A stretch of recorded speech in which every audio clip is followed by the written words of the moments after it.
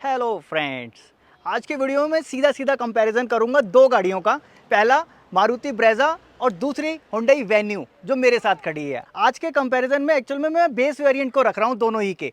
Maruti Brezza का LXi variant ठीक ठाक चीज़ें उसमें मिल जाती हैं और इधर MX2 वेरिएंट हुंडई वेन्यू का, इसमें भी अच्छी खासी चीज़ें मिल जाती है। मतलब बाहर से देखने में तो लगता ही नहीं कि गाड़ी बेस मॉडल है और ज़्यादातर लोग वेन्यू और ब्रेजा में वैल्यू फॉर मनी इसी को समझ रहे हैं। तो मैं आज सीधा सीधा इसी को कंपेयर कर देता हूँ। देखो 7,40,000 रुपये में एक शोरूम प्राइस है मारुति ब्रेजा का 1 लीटर टर्बो इंजन के साथ, और ये हुंडई वेन्यू 7,99,000 रुपये यानी कि 8 लाख रुपए में लगभग 60,000 रुपये सस्ती ब्रेजा है और ये 60,000 रुपये महंगी है। देखो वेन्यू में बेस मॉडल में ही आपको ये music system, Android, Apple CarPlay, wireless ये सब लगा हुआ मिल जाता है। स्पीकर भी साथ में मिल जाते हैं। जबकि ब्रेजा के LXi वेरिएंट में आपको म्यूजिक सिस्टम नहीं मिलता, स्पीकर भी नहीं मिलते। तो अब उन 60,000 रुपये को आप चाहो तो म्यूजिक सिस्टम और स्पीकर में समझ सकते हो। अब इसके आगे चलते हैं और क्या क्या है। सबसे पहले मैं इंजन पे से शुरुआत करूंगा और देखो ये हुंडई वेन्यू का 4 सिलेंडर इंजन है 1.2 लीटर का NA नेचुरली एस्पिरेटेड। ये देखो इग्निशन कॉइल आपको 4 लगी हुई दिख रही है ना, 4 सिलेंडर इंजन है। और यहाँ पे मारुति ब्रेजा में 3 सिलेंडर इंजन आता है, वो भी 1 लीटर का इंजन, लेकिन वो टर्बो चार्ज इंजन है, GDI इंजन है। पावरफुल इसके मुकाबले वो ज्यादा फील होता है 1 लीटर होने के बावजूद भी, क्योंकि वो टर्बो चार्ज इंजन है। बाकी आवाज में इंजन हुंडई का ज्यादा साइलेंट आपको मिलेगा। 1 लीटर वाला जो टर्बो चार्ज इंजन है वो आपको आवाज करता हुआ मिलेगा, लेकिन ब्रेजा वही 1.5 लीटर का 4 सिलेंडर इंजन रख लेते हो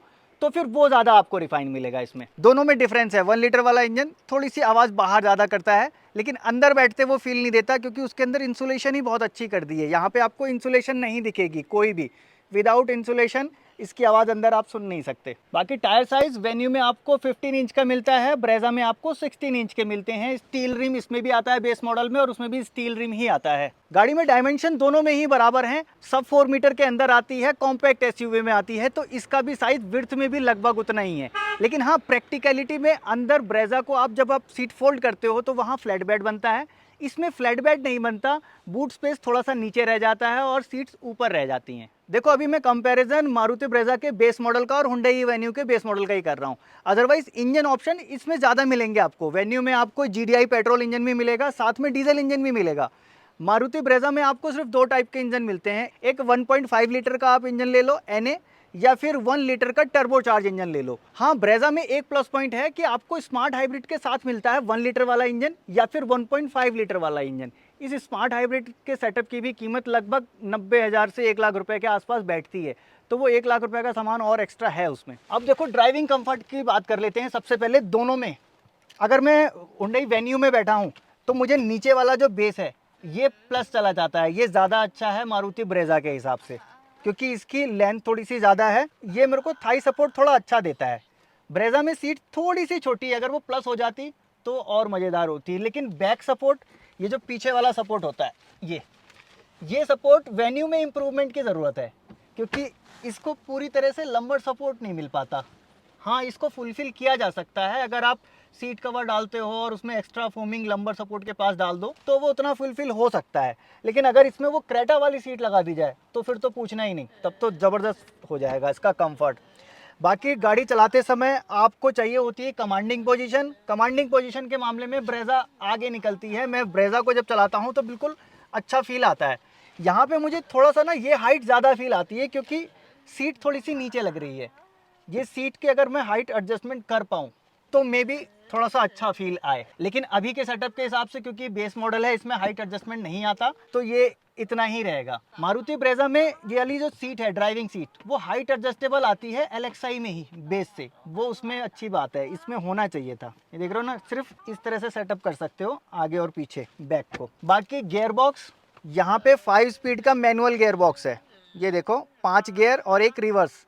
मारुति ब्रेजा में अब 6 स्पीड का गियर बॉक्स आ चुका है, तो मुझे लगता है कि ये लोग भी शायद 6 स्पीड लाएं ज़रूरत पड़ी तो। वेन्यू में देखो आपको मैनुअल AC मिलता है, यहाँ से आपको टेम्परेचर एडजस्ट करना पड़ता है, सारी चीज़ें मैनुअल हैं। लेकिन मारुति ब्रेजा में आपको ऑटो क्लाइमेट AC मिलता है बेस मॉडल में। अब रही बात ये तीनों ABC पैडल की पोजीशन की, तो देखो वेन्यू में हम अगर मैं क्लच पैडल ऐसे रखूँ तो इसका प्ले बहुत ज़्यादा नहीं है, ठीक ठाक प्ले है, ज़्यादा डीप नहीं है, और ये क्लच लाइट भी है, ठीक है, और बगल में डेड पेडल भी है।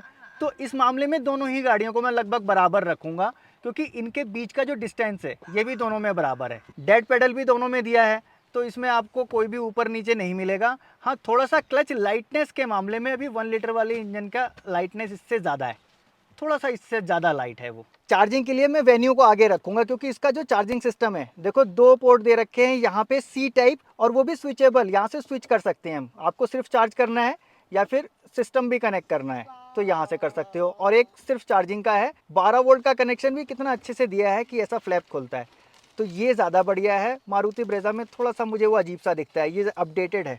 यहाँ पे भी फ़ोन रखने का एक ठीक ठाक स्पेस है, यहाँ पे भी एक फ़ोन रख सकते हैं। ब्रेजा में अगर ये होता तो उसके बराबर जाती। बाकी ये सेंटर कंसोल जो है मारुति से ज़्यादा अच्छा मुझे वेन्यू का लगता है। ग्लव बॉक्स भी वेन्यू का ज़्यादा प्यारा है। क्वालिटी प्लास्टिक की इनकी थोड़ी सी प्लस है। देखो, आर्मरेस्ट की ज़रूरत होती है हमेशा आपको गाड़ी ड्राइव करते समय हाथ रखने के लिए, तो ये दोनों ही गाड़ियों में आपको आर्मरेस्ट तो मिलता नहीं है। यहाँ पे भी आपको अलग से लगवाना पड़ेगा और ब्रेजा में भी अलग से लगवाना पड़ेगा। प्लस गाड़ी चलाते समय जब हम एक हाथ यहाँ पे रखते हैं, ये वाला हिस्सा, तो ये वाला हिस्सा लेमिनेटेड होना चाहिए ताकि इजीली आप यहाँ पे हाथ रख सको चलते समय। जो इसके ऊपर वाले वेरिएंट्स में आता है, इस वेरिएंट में नहीं आता। वेन्यू के बेस मॉडल में ही देखो आपको स्टीयरिंग पे कंट्रोल्स मिल जाते हैं सारे, वॉल्यूम के बटन, मोड चेंज करने का और क्लस्टर यहाँ से सेट करने का। क्लस्टर में कई सारी चीज़ें डिस्प्ले होती हैं, वो सारी चीज़ें जैसे service reminder, setup, colour, theme, alarm, वो सारी चीज़ें हम यहीं से सेट कर सकते हैं। मारुति ब्रेजा में स्टीयरिंग पे कोई कंट्रोल नहीं आता बेस मॉडल में, क्योंकि उसके साथ तो सिस्टम ही नहीं है और स्पीकर भी नहीं है। ORVM इसमें एडजस्टेबल आता है, इलेक्ट्रिकली एडजस्टेबल, यहाँ से आप एडजस्ट कर सकते हो ORVM को। मारुति ब्रेजा में भी सेम है, इलेक्ट्रिकली फोल्डेबल नहीं है, ओनली इलेक्ट्रिकली एडजस्टेबल है। बाकी डैशबोर्ड का लेआउट मुझे इस वेन्यू का ज़्यादा पसंद आता है। बाकी ये तो सब्जेक्टिव चीज़ है, किसको क्या पसंद आता है। मेरे हिसाब से ये लेआउट मुझे थोड़ा ईजी लग रहा है, अच्छा लग रहा है। कोई सामान भी अगर रखना हो, और स्पेस भी बहुत ज़्यादा नहीं लिया है इसने, इस डैशबोर्ड ने देखो इतना सा स्पेस लिया है। कुछ डैशबोर्ड होते हैं बहुत लंबे लंबे होते हैं, वो अननेसेसरी जगह खराब करते हैं। यहाँ पे ना स्पेस खुला खुला दिख रहा है, आपको अच्छा फील आ रहा है। अब इसके बाद देखो, रियर में आपको ड्रम ब्रेक मिलते हैं और फ्रंट में डिस्क ब्रेक मिलते हैं दोनों ही गाड़ियों में, इसमें कोई डिफरेंस नहीं है। सस्पेंशन आपको वेन्यू का थोड़ा सा ज़्यादा सॉफ्ट लगेगा और स्टीयरिंग भी वेन्यू में थोड़ा सा ज़्यादा ही लाइट है, आपको बहुत ज़्यादा स्मूथ लगता है। मारुति ब्रेजा में स्टीयरिंग थोड़ा सा ज़्यादा हार्ड चला जाता है, लेकिन उसको हार्ड ऐसा नहीं बोलेंगे कि आपको प्रॉब्लम दे रहा है वो, बस वो फीलिंग मैं आपको बता रहा हूँ। इसमें थोड़ी सी लाइट मिलेगी और इसमें थोड़ी सी हार्ड मिलेगी। हेडलाइट वेन्यू में भी प्रोजेक्टर मिलती है और मारुति ब्रेजा में भी प्रोजेक्टर ही मिलती है। फॉग लैंप आपको यहाँ पे कोई भी नहीं मिलती, और मारुति ब्रेजा में भी विदाउट फॉग लैंप गाड़ी आपको बेस मॉडल मिलता है। इससे ऊपर वाले मॉडल में जाओगे तो यहाँ भी आपको फॉग लैंप साथ में मिलेगी। और लाइट के ठीक साइड में यहाँ पे इन लोगों ने एयर वेंट दिया हुआ है। सेम ऐसा ही एयर वेंट आपने मारुति विक्टोरियस में देखा होगा, और वही एयर वेंट अब ब्रेजा में आ गया है। पहले वाली ब्रेजा में ऐसा एयर वेंट नहीं होता था। ये एयर वेंट फंक्शनल होते हैं और ये टायर को ठंडा रखने के लिए होते हैं। जब लॉन्ग ट्रिप पे गाड़ी चलती है तो यहाँ से हवा अंदर जाती है और सीधे टायर पे टकराती है, इसके टायर के टेम्परेचर को बढ़ने नहीं देती। वेन्यू में पैसेंजर एयरबैग लॉक करने के लिए यहाँ पे ऑप्शन है, जिसे आप चाबी से ऑन या ऑफ कर सकते हो। देखो अभी ऑन पोजीशन में है, ये ऑफ हो गया, फिर इसको ऑन कर सकते हो। मारुति ब्रेजा में आपको ये ऐसा पैसेंजर लॉक नहीं मिलता है। 6 एयरबैग दोनों ही गाड़ियों में है। वेन्यू में आपको ORVM पे इंडिकेटर नहीं मिलता, मारुति ब्रेजा में यहाँ पे भी एक इंडिकेटर आता है। इसके अलावा क्वालिटी वाइज अगर मैं देखूँ तो वेन्यू ज़्यादा ऊपर लगती है।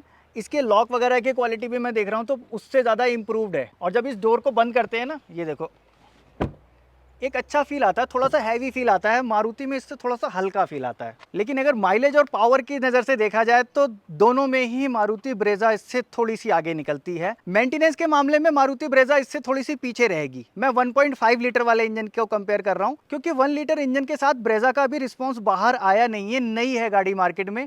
जब थोड़ी सी चल जाएगी तो मैं ज़्यादा अच्छे से बता पाऊंगा कि कितना मेंटेनेंस उसमें आ रहा है। लेकिन मेंटेन करना मारुति ब्रेजा को ज़्यादा ईजी होगा, क्योंकि उनके पार्ट्स की अवेलेबिलिटी ज़्यादा होती है और उनके शोरूम भी ज़्यादा होते हैं हुंडई के कंपैरिजन में। हालांकि हुंडई भी अपने पार्ट्स बाहर सेल करता है, लेकिन वो अपने एक मोबिस ब्रांड के थ्रू बेचते हैं, जहाँ पे अवेलेबिलिटी बहुत कम होती है।